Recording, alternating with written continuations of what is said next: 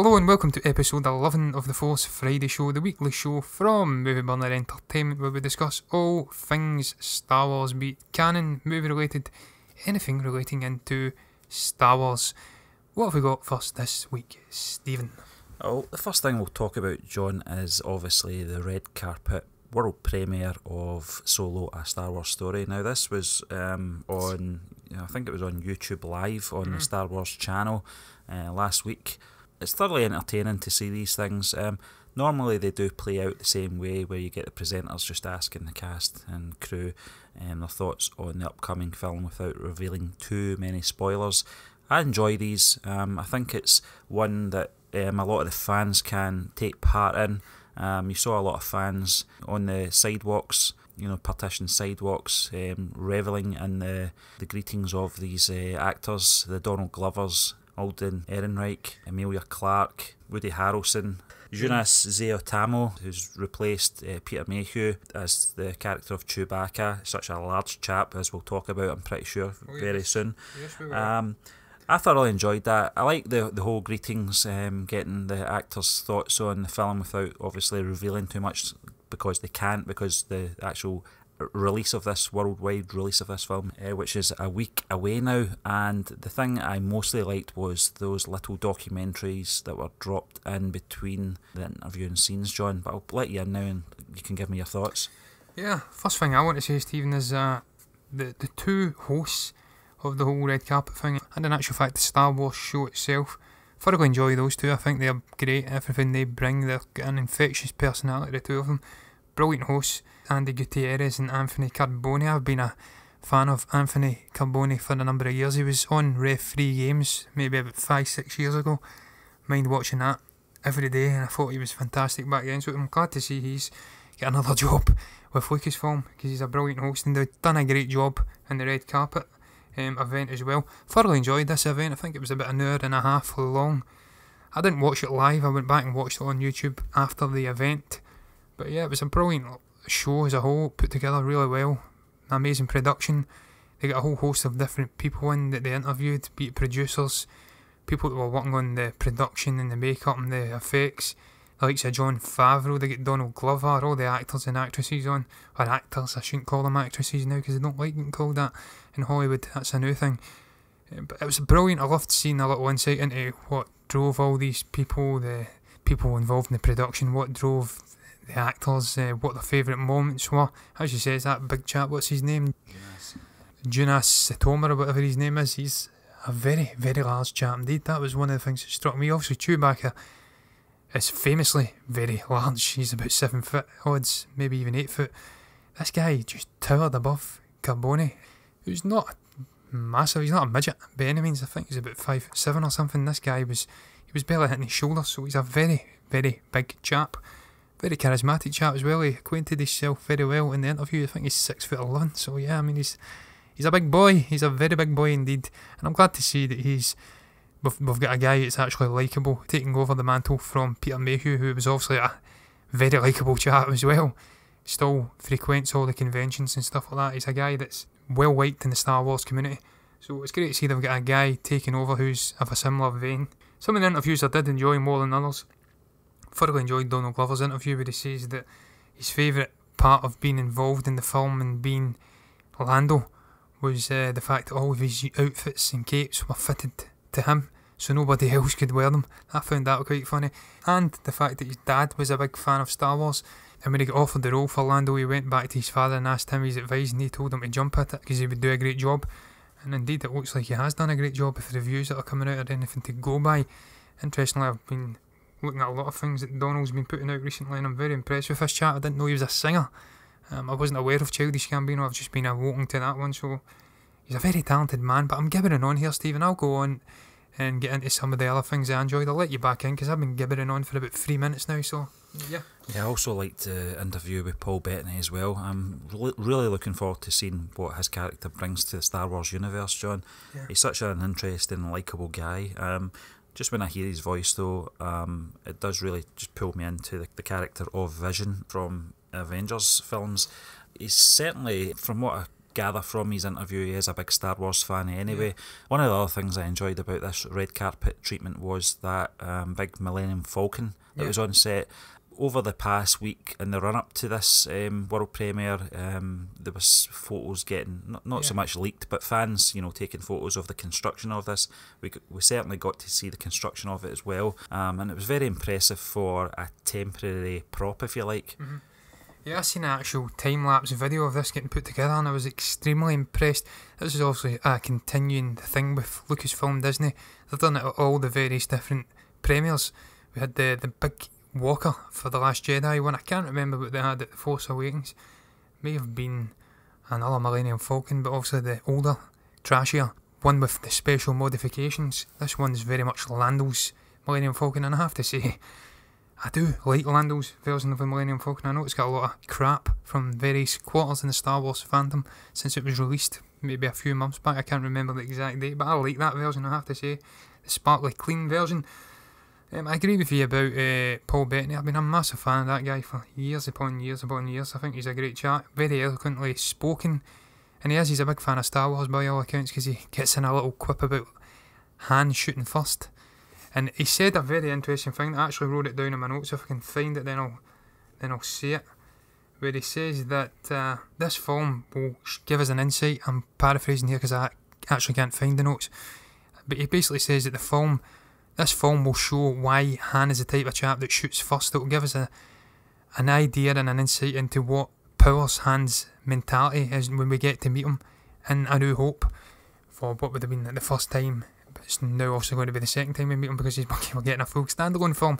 But it powers his mentality and what makes him a kind of a guy that shoots first.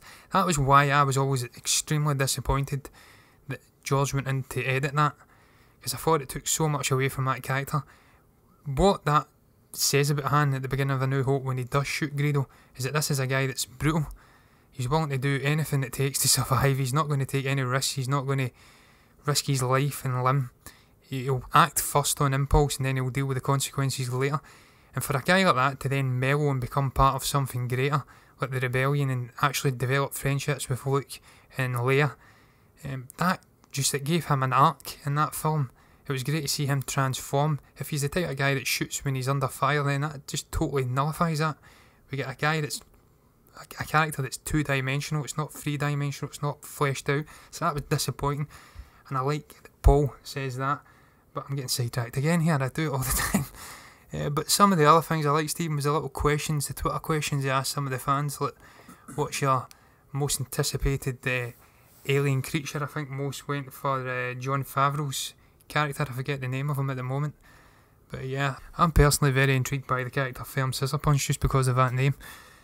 What a mental name. But yeah, Jon Favreau's is probably my favourite as well. I think the other one was, what scoundrel would be the first to join your crew? And they were all picking the droid. I'm like, nah, sorry, Woody Harrelson's Beckett would be the first for me, because that guy just looks amazing. And that takes me on to the other point that I enjoyed about this red carpet event, which was the little snippets we got to see of the film, which I don't believe I've seen before. I certainly haven't seen them. The first one was the chess holoboard game, and we see Beckett really winding up Chewbacca and telling him you can't knock them off the character, the holographic characters. And he's really noising him up something awful. Chewbacca's getting enraged. And then we get to see a little insight into his character and his mentality, where he's telling him to calm down, think about it, think a couple of shots ahead. He's kind of a mentoring him, so we get to see that mentoring side of Beckett. So that was a great little insight. And we also get to see the standoff scene with Enfys Nest, Beckett, Kieran and Han, and some idea and hint at more of the humour in this film. I didn't like the score in that one. I hope that is not the score. If that's an indicator of what the score is going to be like, then I think I might be disappointed. But the humour was great. I loved Lando coming forward and saying, I've got 30 hired hands down there, and all I have to do is give a signal and they'll be here. And then the Falcon switches on and flies off. I think that's Lando legging it and leaving them in the shit, so to speak.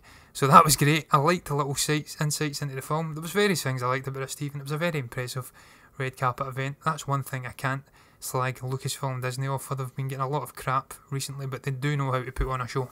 I think those segments of the film that we did see at this world premiere show on YouTube will possibly be the TV spots that we'll now see over the next week or so, John. That's normally what they do. was also interesting to see George Lucas there as well, sporting his trademark check shirt and jeans. Certainly a guy that, a lot of people would assume that he was a very moody person. I just don't think he's very comfortable in these surroundings, but I think he understands the importance to the fans that he is there, that he is supporting the next project in the Star Wars movies. I know that he's very positive about this one. He's also got, a closer relationship with Lawrence Kasdan. This will be his swan song as well, and it was interesting to see Ron and his brother Clint Howard there as well. I think he's got a small role in this. He normally does in Ron Howard films anyway, and we're on countdown now. We're only 7 days away from the premiere of this movie. We'll certainly be going probably along on the Sunday evening, John, as we normally do. It's our tradition, and it's another film in the Star Wars catalogue that we will be adding to our movie reviews anyway. We'll be certainly doing a special on that in the upcoming weeks. Yeah, one final thing I'm going to say, Stephen, is Dave Filoni got interviewed, and I think it was Andy Gutierrez actually asked him if he was involved and collaborated in the making of Solo, a Star Wars Story, and he says he couldn't discuss any films that he was maybe involved in or projects he was involved in. So that's interesting that he's maybe had a hand in this film. Again, is this them mentoring him and pushing him into live action for maybe a go at his own film somewhere down the line? I hope so, but yeah, I mean, I've not got much more to add. I thoroughly enjoyed the event. Yeah, I think Filoni's words, John, about upcoming projects might not be movie related. Obviously our next topic that we're going to move on to could be related to what he means in that, and that is on social media over the week. Dan Casey, who's the senior editor at Nerdist, asked Jon Favreau about his live action series, and in an exclusive, Jon Favreau confirms that his live action Star Wars series takes place 7 years after the Battle of Endor between Return of the Jedi and The Force Awakens, and will feature all new characters, and they will be using cutting edge technology a la the Jungle Book. Very interesting, this. It is very interesting, and it kind of harkens back to what we says when this first announced by Disney Lucasfilm, where he says he's also collaborated with Disney many a time in the past. He's a guy to trust. Certainly he's a guy that's worked on some very impressive animated films. Yeah, he's currently working on one with The Lion King. I don't know if it's still in production, pre-production, I don't know, but he's worked on that. That's going to be a very impressive, I'm sure, groundbreaking animated film. And also The Jungle Book, which was just absolutely stunning. One of the most amazing visual films I've seen in a long, long time. I couldn't believe it was all CGI. So this is a guy they know who is capable of delivering a fantastic visual experience in terms of animated. So if they're going down this route with this live action series, they're going to have it using groundbreaking technology and maybe animation in large parts, then I can't think of a better guy to get on board to produce it, perhaps direct it. And certainly he seems to have says in some other article that he's written half of it, or half of it's been written. So that's very intriguing. They're getting the ball rolling very quickly with that, and I can't wait to see what else comes out about it. The time setting, I mean, I think this is a time period, we touched upon this last week, I believe, I can't remember the topic, but this is a time period we all want to see getting fleshed out. We want to see what's going on between Return of the Jedi and The Force Awakens, what makes these characters who they are by the events of The Force Awakens. Although, if he's saying it's going to be all new characters, then maybe that's not going to be a factor, because I'm presuming we're not going to get to see these characters come Force Awakens if they're all new. Or am I talking crap, Stephen? Maybe we get to see the parents of Poe giving birth to a young Poe, and that may impact what we make of Poe when we see him. I don't know. The possibilities are absolutely endless. Yeah, I mean, there's a 30-year gap in there anyway, John, so there's room for those type of, scenarios, I suppose. I never thought of the Poe Dameron mother and father one, because I know there's been a few links to his parentage in canon anyway. The fact that Jon Favreau does say it's all new characters, I do believe that to be the case. He's a very straight down the line type of a guy. If he's saying it's all new characters, I do believe it's going to be all new characters. This is really putting to bed any sort of, we see a young Kylo Ren or a young Snoke. I don't think young Snoke would be possible. I think he's always been old, just judging by the look of him. But it kind of puts that thing to bed anyway. This, I believe, is going to be the first time, although it's a live-action television series, it's certainly going to be the first time that we see Star Wars kind of going out the box since possibly those dreadful Ewok films, where there was no, well, I suppose the Ewoks were part of the Return of the Jedi, so that, I suppose that doesn't count. This will be the first time that we're really breaking away from the saga, if you like. Rogue One obviously has its ties with Vader and Tarkin in there, and you know the prequel characters of the Jimmy Smits character and Mon Mothma, etc. Han Solo speaks for itself. The Star Wars story, it's about Han Solo, obviously from the original and sequel trilogy, and it's going to be the first time, and it's going to be very interesting to see how the audience reacts. I think this is why they're not making a film at this period. I think they're playing it safe, doing a television series. We'll be introduced to all these new characters, and I hope it does well, because although it may not be based around the events at the end of Return of the Jedi and bridging into The Force Awakens blatantly, it certainly does give us, the fans, an insight to what the galaxy was like after Return of the Jedi and before The Force Awakens. Yeah, I mean, I think it's incredibly interesting, Stephen, just the time period. The fact that it is going to take place 7 years after the Battle of Endor, which from what I've read is a particular part of the timeline that has not been touched yet, as of yet. I believe all the books and stuff like that went beyond the Return of the Jedi, but they've not went 7 years beyond, from what I've read anyway. I may be talking crap, but it looks as though this is going to be completely uncharted waters for Star Wars, certainly in between Return of the Jedi and The Force Awakens. And I think this is absolutely right for showing the rise of the First Order, which we know was buffed in the unknown regions of the galaxy. I think that's where Snoke was from. And I do wonder whether this will focus on the rise of the First Order. I think it says in this article I'm currently reading that this would be around 6 years after the New Republic is officially founded, the signing of a galactic concordance. So I do think this is ripe for diving into the rise of the First Order, and that fledgling group of characters that could be introduced alongside that, the likes of Hux. It's all new characters though, so again, it's very unlikely, but that's what I want to see, Stephen. Personally, I would love to see, if it's in between this time period, more focus on the First Order. It's a group and an organisation we don't know a lot about. There's been very little focus on them. What motivated them to rise up in the absence of the Empire? What motivated Snoke to get on board? I just want to see more about that organisation, and again, adding further context to the sequel trilogy. This is what we want these things to do that are set in between. We want them to add further context to what we then see afterwards, and it may improve elements of those films. But I don't know, it's all up in the air. It's a very interesting time period, and I've got full confidence on Favreau getting it right, certainly if Dave Filoni's involved. And that brings me on to another thing actually, just quickly. Do you think that this may interconnect with Dave Filoni's Resistance series, or do you think they'll be completely separate? Or do you think this is a possibility with it being two completely new characters? That, I believe, taking place, I don't know when Resistance is taking place, but obviously it's involving a pilot from the Resistance infiltrating the First Order. So if it is indeed going to be focused in a similar time period, and there is a possibility of it focusing on the rise of the First Order, could we see these interconnecting and new characters maybe joining together? I don't know.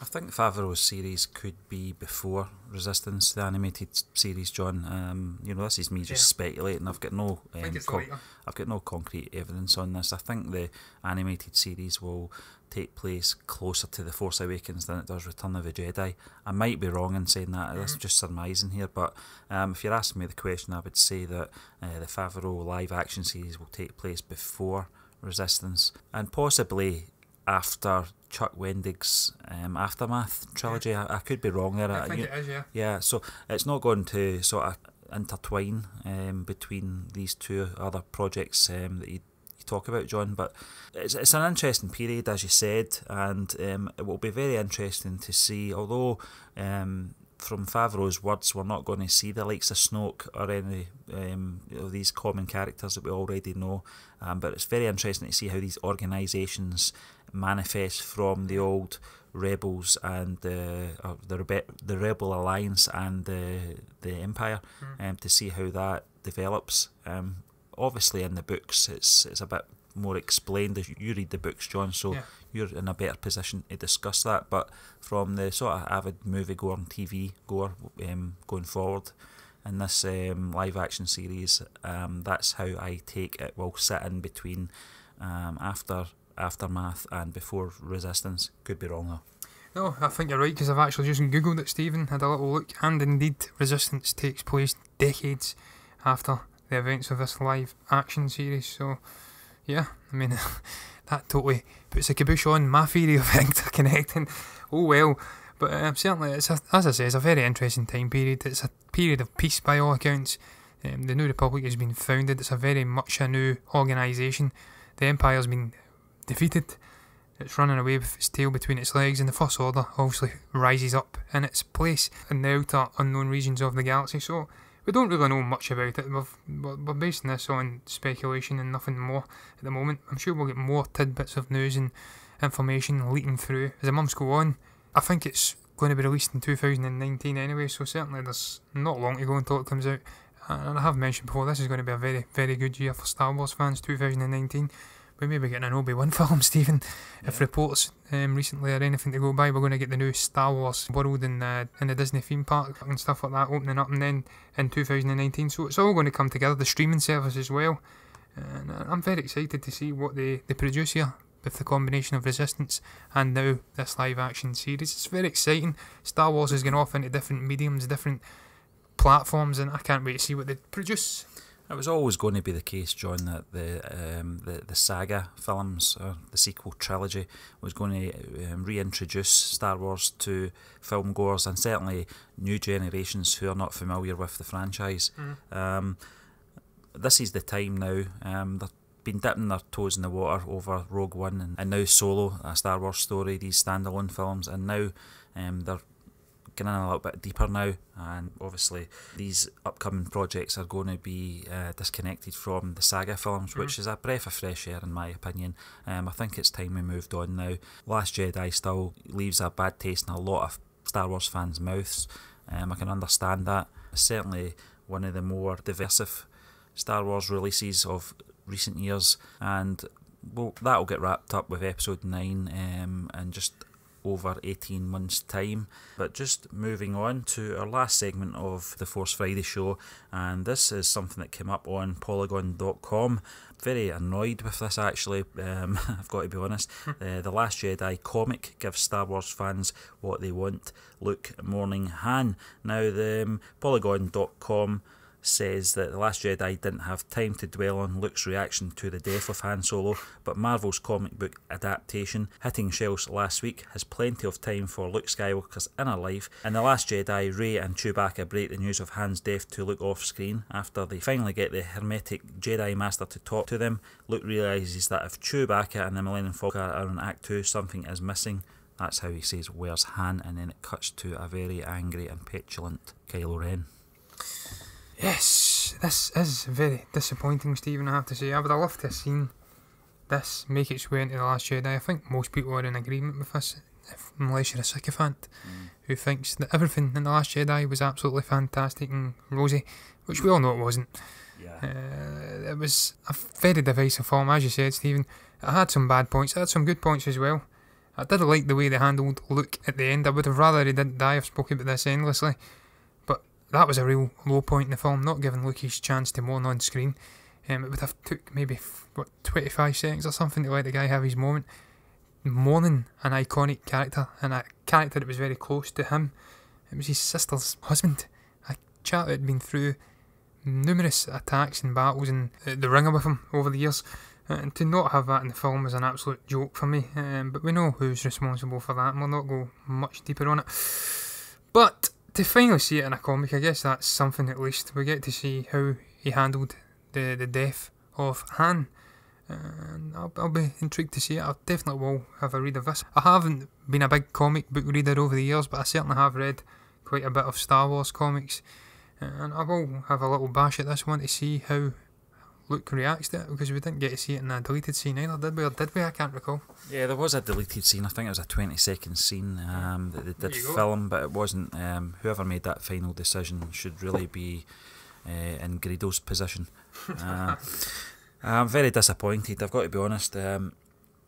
This is a scene that should have been in the film, and to say that they didn't have time to put it in is nonsense. They certainly had a lot of time to put Broom Kid in, and all those sequences on Canto Bight that didn't really serve the story any purpose. But I digress, John. I had a feeling this is something that really annoys me about the way that Star Wars is being produced at the moment, in regards to doing everything on the seat of their pants, changing directors for different films in the saga, with no real concrete sort of story until the director decides to write one after the previous film's release.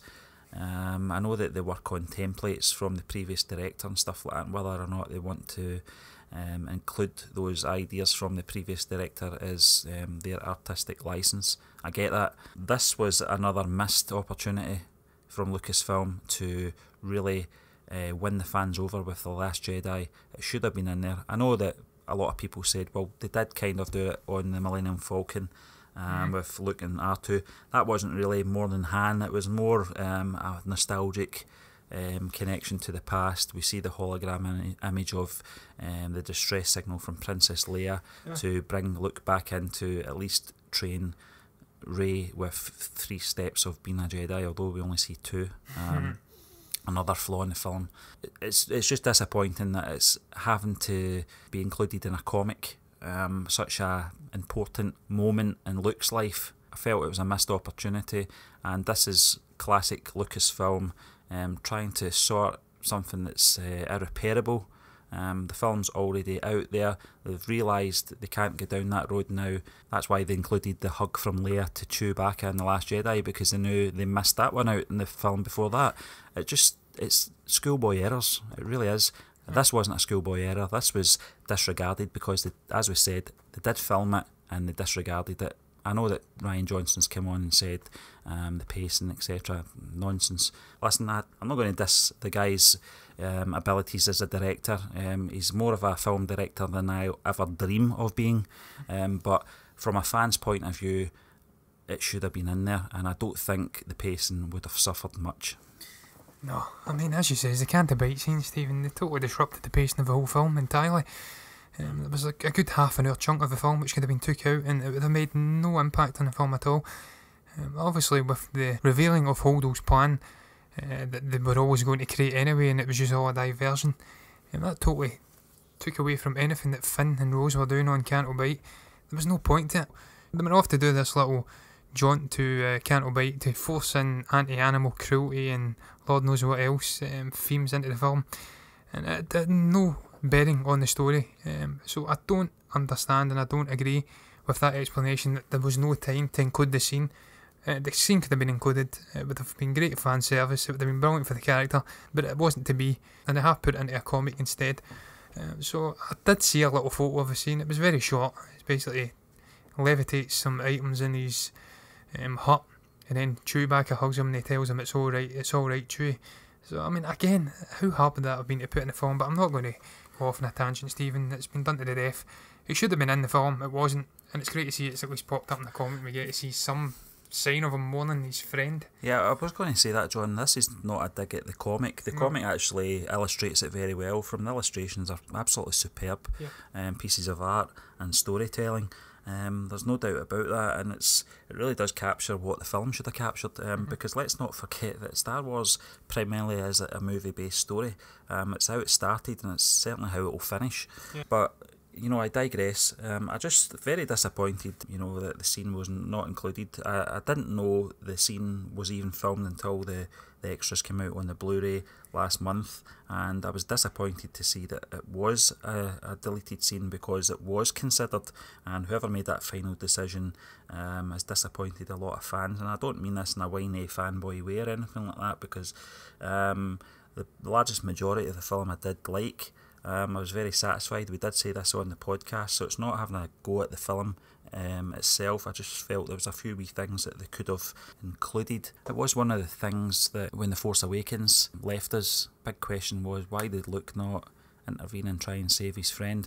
That was quite well explained in The Last Jedi, with Rey realising that he cut himself off from the Force, so he wasn't aware of his friend's death, but it was more the how's Luke going to react to this, because that cliffhanger scene at the very end of The Force Awakens, it looked very emotional and upset, and a lot of fans like myself assumed that this was because he sensed his friend had died.